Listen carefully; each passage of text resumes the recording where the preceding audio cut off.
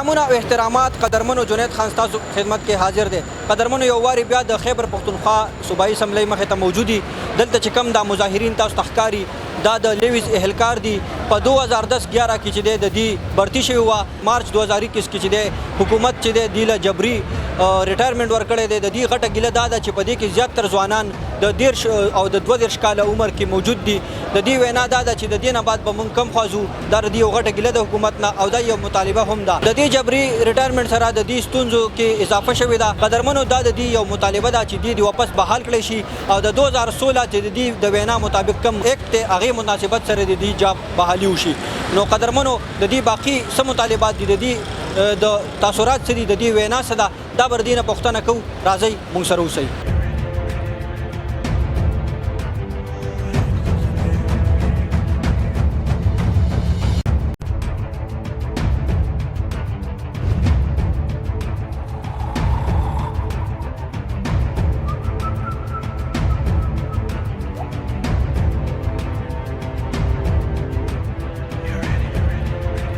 دا زمونږ ته په 22/3/2021 باندې یو نوټیفیکیشن په مونږه د هوم ډپارټمنټ نه مسلط شوی دی چې په هغې کې مونږ پوره د خیبر پښتونخوا نه 701 ملازمین الیګل غیر قانوني طور باندې جبري ریټایر شوي یو چې په هغې کې د 25 سال نه کم نان کوالیفاینګ سروس کې کسان دي چې د هغوی سروس 25 سال 20 سال 15 سال 11 سال دی.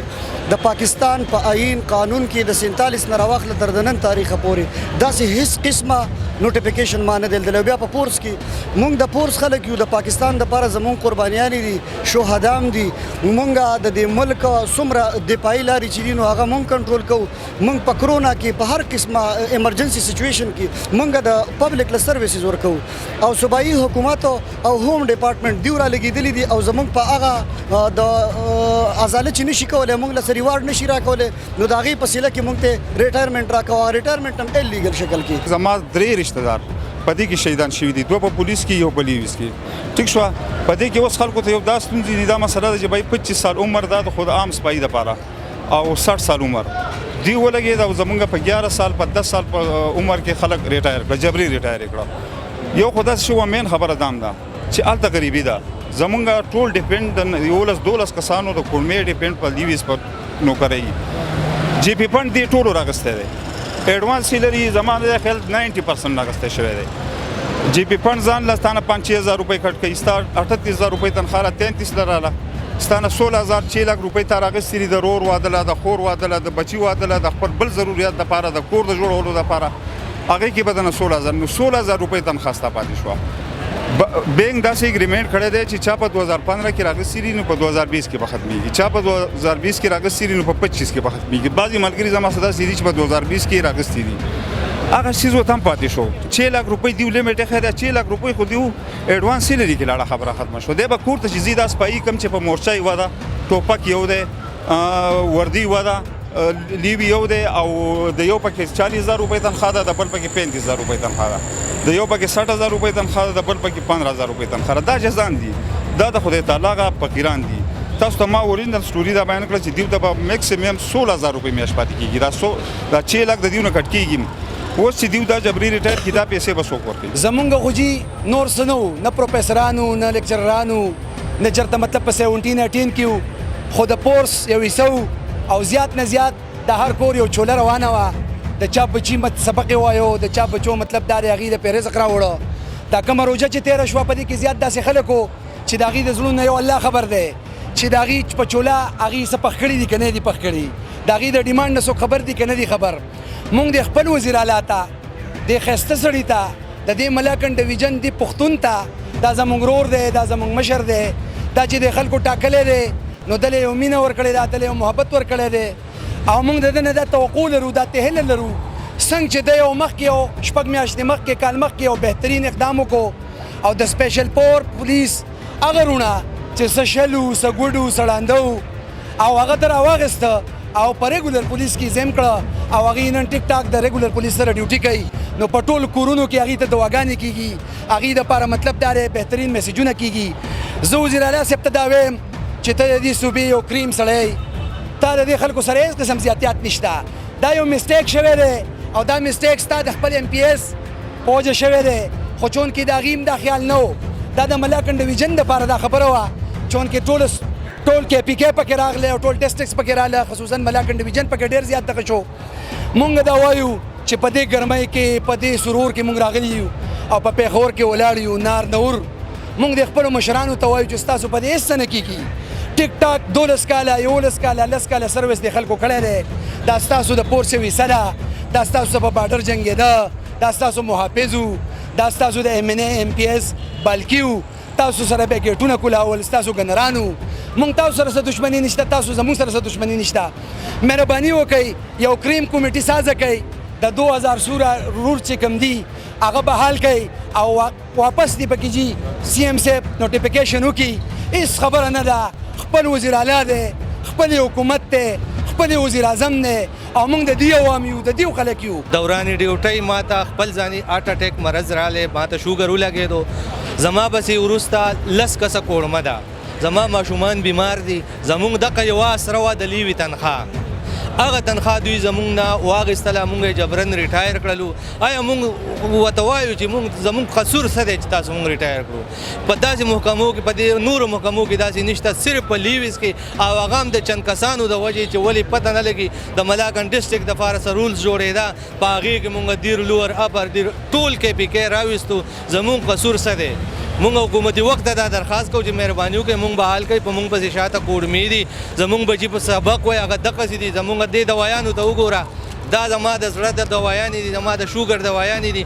دا زما د میاشتې د 5-6 روپو زما د میاشتې دوایي لګي. د اوسه پورې به دې 2 میاشتو کې زما تنخوا بند شوې ده. ما 35,000 روپۍ قرض کړې علاوه د نور هر څه نه علاوه د بچو د سبق نه علاوه. نو مونږ به څه کوو؟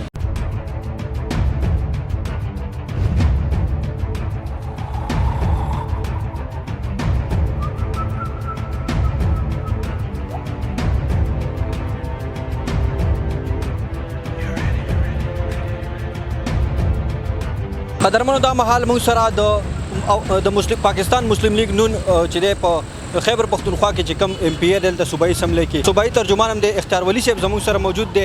نن چې څنګه تاسو ته معلومه شوه چې د لیویز اهلکارو دلته پروټیسټ دلته مظاهره وه د دې نه تپوس کوو چې دوی هم دلته دې له راغلي دي. السلام علیکم جی. وعلیکم السلام. ایم پی ای صاحب دا راته ووایي چې د دې کومه دا مظاهره ده د دې نه پرون هم یو بل پروټیسټ راغلی هغه د استادانو په هغې تشدد هم وشو. ستاسو نظر په دې حوالې سره څه وایي په حیثیت یو اپوزیشن ترجمان یو لیډر؟ ګورئ جی دا ډېره د افسوس خبره ده. پرون په دې چوک کې د اسمبلی ګیټ مخې ته دا استادان نه وو. دا د استادانو نه یو درجه سیوا ورته وایي دا پروفیسرانو او د یونیورسټۍ پروفیسرانو د ټولې صوبې نماینده او هغوی راغل دلته کې خپل فریاد او خپله جړه یې راوړې وه. نو که یو سړی دلته خپله جړه او فریاد راوړي نو دا خو د جړه او د فریاد ځای دی. نو چې تا له فریادي راشي نو ته به هغه له دیکې ورکې ته به په هغه باندې لاټي چارج کې او سوګیس پکې. دا انتهایي د ظلم او د بربریت نښې دي. په دې چوک کې روزانه کله د پولیس شهدا وارثان نستی کله په دې ځای کې پروفیسران نستی کله دلته استادان نستی کله دلته ماشومان نستی کله دلته یتیمان نستی کله دلته کلرکان نستی کله دلته پولیس نستی او هر طبقه د چې هغه دلته کې روزانه احتجاج ته راځي. دومره احتجاجونه د دنیا په تاریخ کې چېرته نه دي شوي لکه څنګه چې د تحریک انصاف په حکومت کې په دې ځای کې په دې چوک کې وشول. دا سورې پل او دا د اسمبلی مخه دا د احتجاج نه مونږ وزګاره ونه لیده.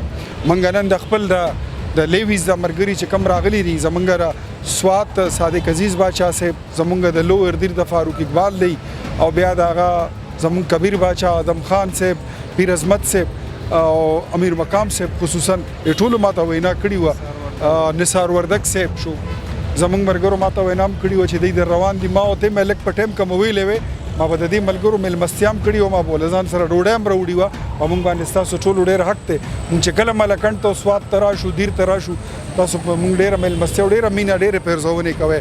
نو د دې مطالبات د 2016 د سروس رولز چې کوم دی د لیویز د هغې بحالي غواړي نو ما خیال دی دا څه کفر نه دی دا څه دومره ظلم نه دی دا د هغې نه هېڅ قیامت پرې نه راځي. نو زما خیال دی چې دا یو جایز حق دی د دې او په دې ګرمۍ کې چې دوی دومره پروټیسټ ته راغلي نو موږ به دننه وزیرانو ته هم وایو چې تاسو بهر لړ شئ د دوی مطالبات ومنئ. ګني آئینی قانوني دستوري او جمهوري آواز او د دې د حق لپاره چغه پورته کول زه په ځان باندې او په مسلم لیگ نون باندې قرض ګڼم ان شاء الله دا قرض بوله زه پوره مننه جی شکریہ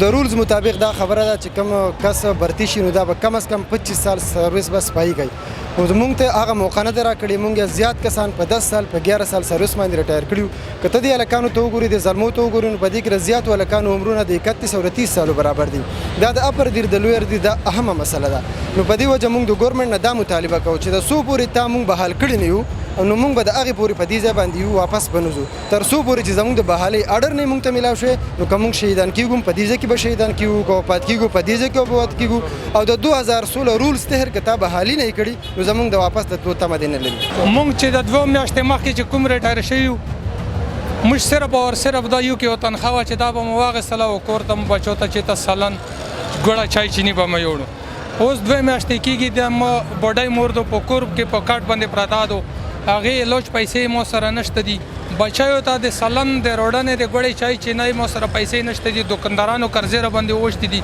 او دلته درنې ته چې زه دلته راغلی یم دلته مې ملګرو نه قرضه کړې ده نو لحاظه موږ د وخت حکومت نه مطالبه کوو چې موږ سره ظلم شوی ده مو 3 سال سروس ته 2 کاله مې در سره پاتې دي 42 سال باندې تاسو زه ریټایر کړم مو میټریک تعلیم ده مو اوریج شو بل چې تکې مې نه وخولي او زه د مور ته چې ګورم زه نیم هغې سره تلی شم زه د مور علاج نشه که یا خو داسې چال وکړئ چې مو ته متبادل جاب روکئ دې نه مې وبسئ که متبادل جاب نشئ روکوه نو لحاظه زه به بچي به دلته دروینتر والا چالته د نهارې مړي شي او دلته کې د ګرمۍ نه مړه شي نو چې څو پورې موږ رستور شوي نه وو موږ وزیر الله صاحب نه دا مطالبه کوو چې موږ د رستور شو چې موږ مالي حالات بیا واپس خپل زوی ته روشي